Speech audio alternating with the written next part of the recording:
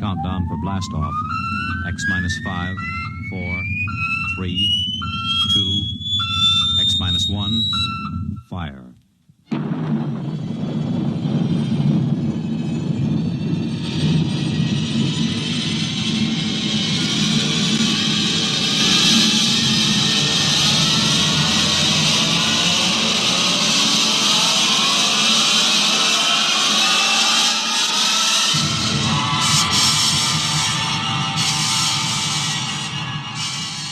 From the far horizons of the unknown come tales of new dimensions in time and space.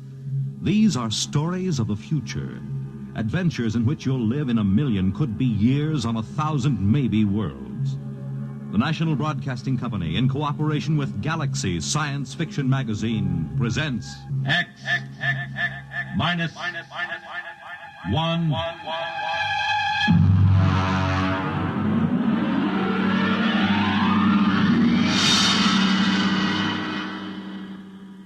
Tonight, Field Study by Peter Phillips.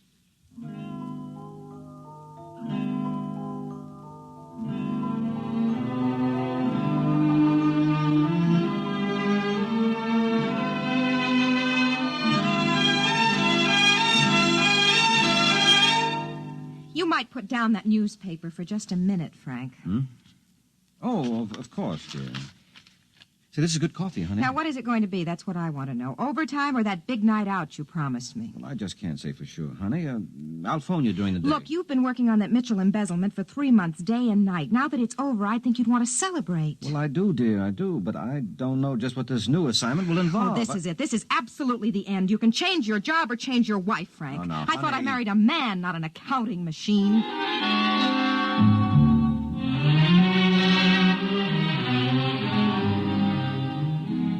I guess I do seem like an accounting machine to Betty sometimes.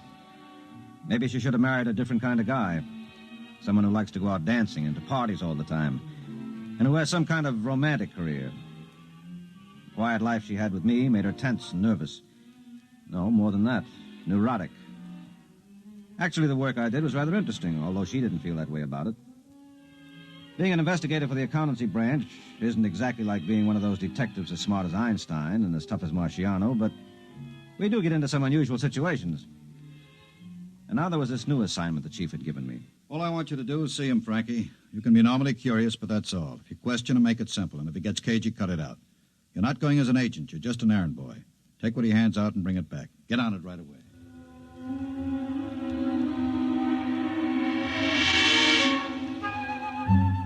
Although I got there early, the waiting room was filled with about 40 people.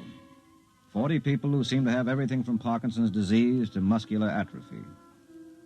In 40 years, I'd never had anything wrong with me but a postnasal drip, but I was prepared with the symptoms of an obscure ailment. I didn't have an appointment, but I had hardly sat down when the receptionist came over and ushered me into the office. I'll be with you in just a moment. Please sit down. Well, thank you. This is good of you, Doctor, but I was perfectly willing to wait my turn. Oh, I'm entitled to use my own discretion. You're an interesting case. And please don't call me doctor. In the healing profession, that title's reserved for those who have taken the Hippocratic Oath. My name is Trancor. Mm-hmm. You said I'm an interesting case. How do you know about my case? You've never seen me before. My receptionist has intuitive diagnostic ability. Now, what are your symptoms? It seems you should be able to tell me. Well, let's say the recital is part of the treatment. But if you'd rather not bother, just take this capsule in water. But this is ridiculous. How do I know? You don't. I make no claims. You can take the capsule or leave it. How many tokens, how much money do you have with you? Now, listen, Doctor. No, I'm not a doctor. How much? Oh, about $50, I suppose. Give me $25 for the capsule, which you take on faith. If you take it, well? All right, I'll take it.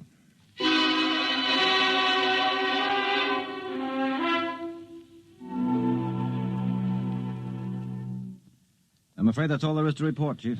That's all right. All we really wanted was the capsule. Have you gotten a report? Yes, and it took the laboratory 5 hours to break it down. Just a harmless protein solution. 2 other investigators got the same thing. What about the genuine patients? They get a solution of water and a vegetable dye. They're both useless, but when he spots an investigator, he tries to give our lab man a headache. Well, if he prescribes useless medicines, can't Trancor be booked for fraud? How? He doesn't make any claims for the blaster thing. How come he's on our level? Why the accountancy branch? Could be anybody's case. But every time a direct law enforcement agency has tried to investigate, the man has disappeared. They think we may be more discreet. What else do we know? A great deal. Then again, nothing. We have reports from law agencies and medical societies in London, Paris, Berlin, and Prague. Oh, that reminds me. Miss Hance, please ask Sir Greville to come in now. He sets up in business. Word of his cures gets around, he becomes a sensation, and then disappears. Thank you for waiting, Sir Greville. This is Frank Paik, who will be in charge of our investigation. How do you do? Frank, this is Sir Greville Gray, chairman of the English Medical Association. How do you do, sir? Suppose you tell Paik your own experience with Trancor, Sir Greville. Well, after conferring with my colleagues in other countries, I managed to have an interview with him when he set up shop in London. He's an impudent little devil, called me the chief witch doctor. When I said we'd prosecute, he flatly denied that he practiced medicine at all. What about the capsules? He said he simply offered the capsules because people expected something material. He said it made no difference whether they took them or not. In a word, he disclaims everything, even success. Perhaps legally he's in the clear. You mentioned his success. Do you credit him with success? I think he's a faker and a fraud.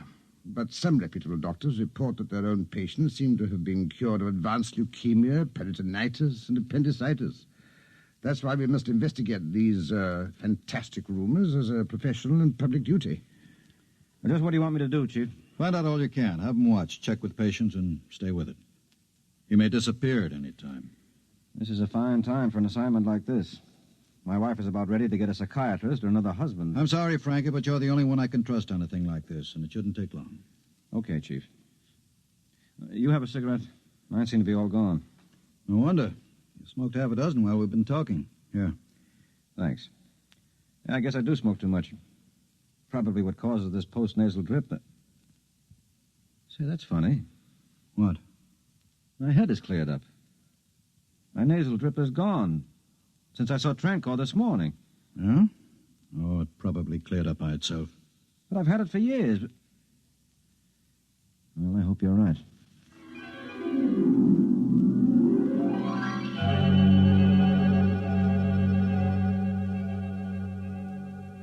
Now, look, sweetheart, I know I practically promised, but I can't make it tonight. I've been hearing that over and over. But, darling, this is a special case. It's detective work. The police are helping me. Oh, so you think you're a real G-man now, huh? A big, tough hero running around with a bottle of rye and a blonde. Oh, sweetie. Listen, hero, I hope they shoot first. I'm through. Oh, it's nothing like that, honey. Now, you're just upset and unreasonable. Well, look, I'll try to be home early. I'll call you. Don't bother. I won't be here. I heard from an old school friend today, and since you're going to be busy, I may as well go out. Oh, but, baby, I'll listen. see you around town. And if you do get home early, don't wait up.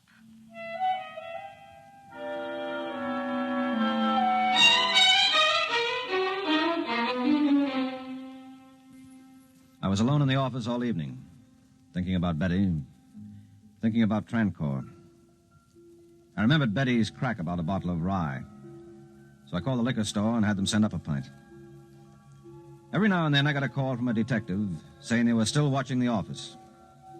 Then there was a call from another detective saying that he had picked up Trancor at the entrance of the office building and trailed him to a hotel just off Broadway. I took down the number and was about to leave when the first detective called again. He said they were still waiting at the office door and that there was still no sign of Trancor. I didn't try to explain. I didn't want to think about it. What could I say? That he flew out the window? I took another drink of rye and went to the hotel. As I got there, a figure came out of the building. I wasn't sure, but I followed him. Good evening, Mr. Paik. How are your nasal passages? Fine, thank you. Yes, they're better. Walk with me, won't you? But first signal your policeman that he needn't follow us. All right. All right, now tell me something, will you? Am I mad? No, you're more sane than most. Your higher critical centers are momentarily dulled by fatigue and alcohol, giving full rein to your intuition. An endearing quality when allied with imagination. The saving grace, indeed, of your race. You're from India, aren't you? Trancor is a good Indian name. Incidentally, fatigue is a disease. Now, don't cure me. I don't want to wake up. Let me close my eyes a minute. Are you still here? Did you expect me to disappear? I could quite easily, by convincing you of my non-presence, as I did when I walked past those men outside my office. Don't you want to ask me some questions? Maybe I do, but why do you want to answer them? Well, you figure I'm harmless, huh? Like my wife does. By no means. I went about to conclude my own particular investigation. I would say that you were most dangerous to me. Your imagination is quite highly developed. You know, all of a sudden, I'm not drunk at all anymore. And I need a drink. Come on, let's go in here. Very well.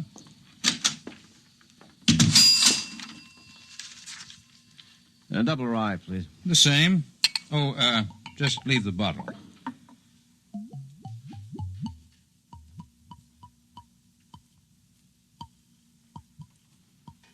Ah, that's better. I was thirsty. You drank half the bottle. I make sure to eliminate the poisons in the alcohol, thus the toxic effects. As a rule, I don't drink, but when in Rome... Wait a minute. I remember reading a story once. You're from the future. Your imagination deserves something better than comic strips to work on.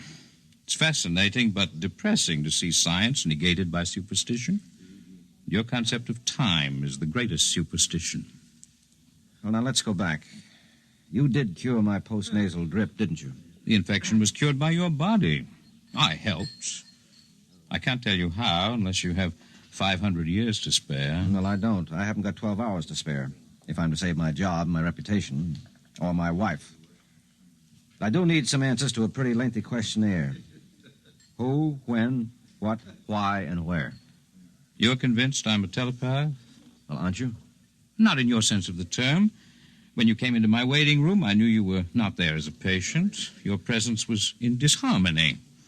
As for your name and occupation, they're naturally blazed so clearly on the surface of your mind that even your native clairvoyance could read the information. Well, that takes a load off my mind. Are you too big for me to understand? We'll see. I'm just looking at that girl over there. What a pity. 3/4 of her right lung is gone. Yeah? Well, you could put her right. Well, I could stop the infection. But she would return to that back room full of smoke and dust. She'd still travel on a crowded subway to an overheated office. She'd still starve herself to buy clothes to keep in fashion. I don't have a cure for those things. Well, that's the first time I've heard you admit you have a cure for anything. What are you, Mr. Trancorn? A healer. That is my profession. Why do you bother to do anything? Even a healer must eat, you know. And field research is expensive. Of course, I could obviously earn sufficient of your tokens for subsistence by gambling. But that would not be ethical. You could teach. What? Run afoul of your witch doctors? Besides, these techniques have taken me 500 years to learn. Well, that's why I thought that I was from the future. Well, I might be in terms of possibility.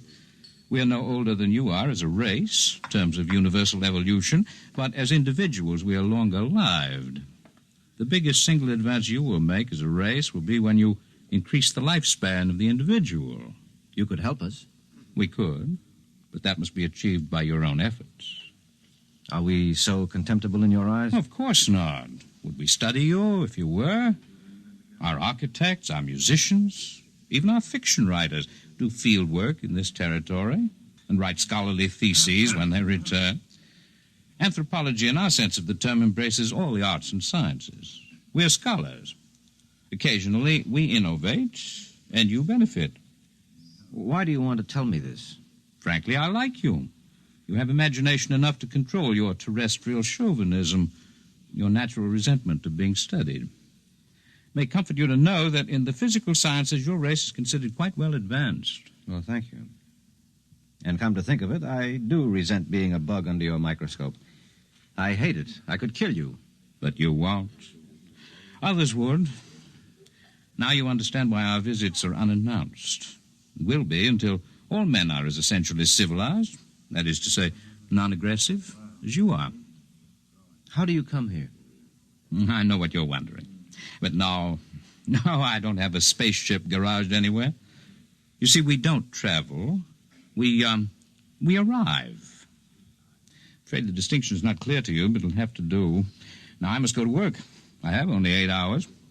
Will you be my guide? What do you want to see? The city at play in the pre-dawn hours.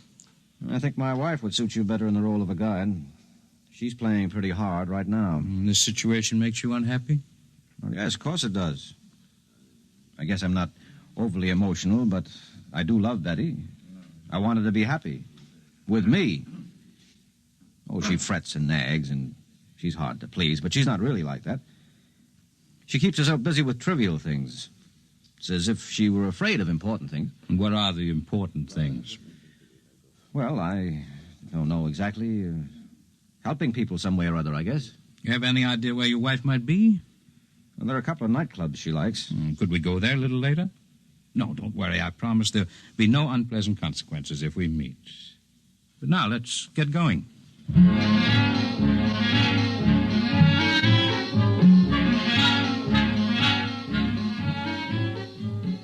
We made the early morning rounds of Manhattan. The bars, nightclubs, penny arcades. We played a pinball machine, and I watched the steel ball hit the prize number 25 times. We quit bowling after his second straight 300 game, and I didn't even bother to pick up a cue in the billiard parlor. Then we went to the Clover Club, where I saw Betty at a table in a low-cut evening gown. She was sitting with a big curly-haired guy who looked like an ex-football player who was wearing shoulder pads under his jacket. You see her? Yes, there she is, in that practically non-existent dress. Would you consider me uncivilized if I poked that big dope in the eye? Let's go over. And remember, you're not altogether without blame in this development. You make insufficient allowance for her. You're reasonably well adjusted. She's not. Hi, Betty. Frankie.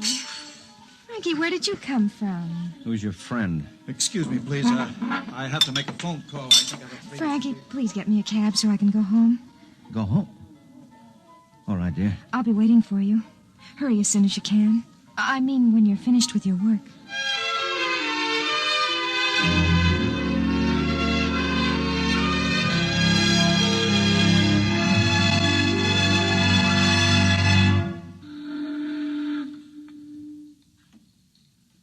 It's beautiful here, watching the lights on the river.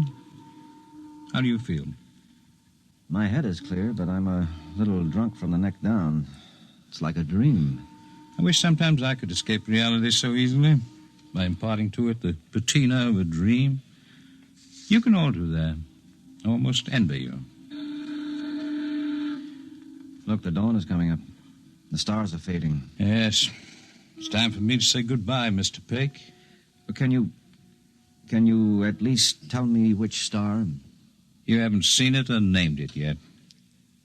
Promise to take care of Mr. Trancour for me, won't you?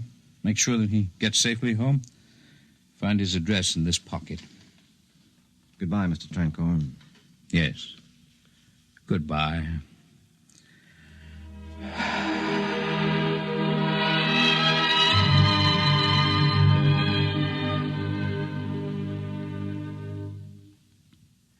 That's the way it happened, Chief. The body collapsed in my arms there on the bridge. When it came to, the man was Chandra Trancour, a second-rate doctor who disappeared from Madras 10 months ago. How do you expect anyone to believe that? Those doctors and cops can examine the poor devil till they drive him crazy, but he can't tell them anything. He has less idea where he's been these past 10 months than they have. How do you explain it? I don't. And I'd like you to hurry through my resignation, Chief. That's what you want. I want to be free to take legal action for Trancour if those witch doctors have him arrested on some phony charge. I'll take personal responsibility for seeing him home to India. You don't have to resign. I'll fix special leave if you insist on being crazy. Well, that's not all, though, Chief. You see, I'm taking an intensive 2-year course for a new career. Yes, you told me. I thought you were drunk. What's Betty going to think of a fool idea like that? If her nerves are on edge now, this is enough to drive anyone daffy. No. She's all for it. She really is. After all, a neurosis is a disease, and she met Trancour. Well, all right. Let me know how you're getting along.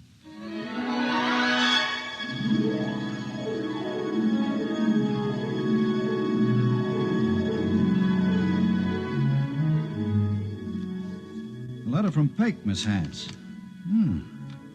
From the Mabello Medical Mission, Upper Congo. It's been 3 years since we heard from Pate. This is probably the most backward tribe mentally and physically in all Africa. Some trouble with the witch doctors at first, but they're beginning to trust me, with Betty's help. The women here love her, and she finds the tribal customs fascinating. Watch out for my name in the Anthropological Review.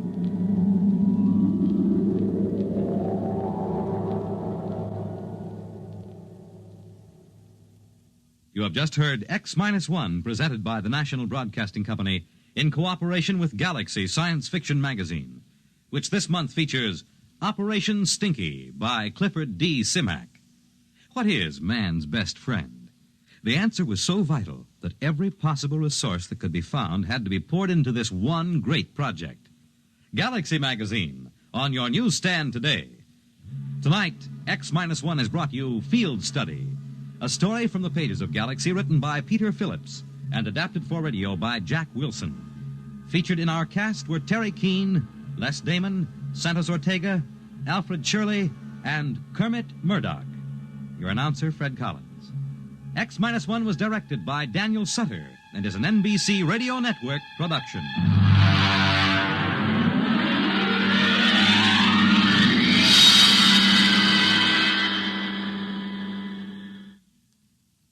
Can you identify the NBC bandstand jingle jangler? He or she is a famous personality, and you may win $1,000 if you can identify him. To enter the NBC Bandstand Jingle Jangler contest, send a postcard with your name and address and phone number to NBC Bandstand, Box 515, New York, 19, New York. Enter today. NBC takes you across the nation, around the world, with news on the hour and the hotline service all day, every day on most of these stations.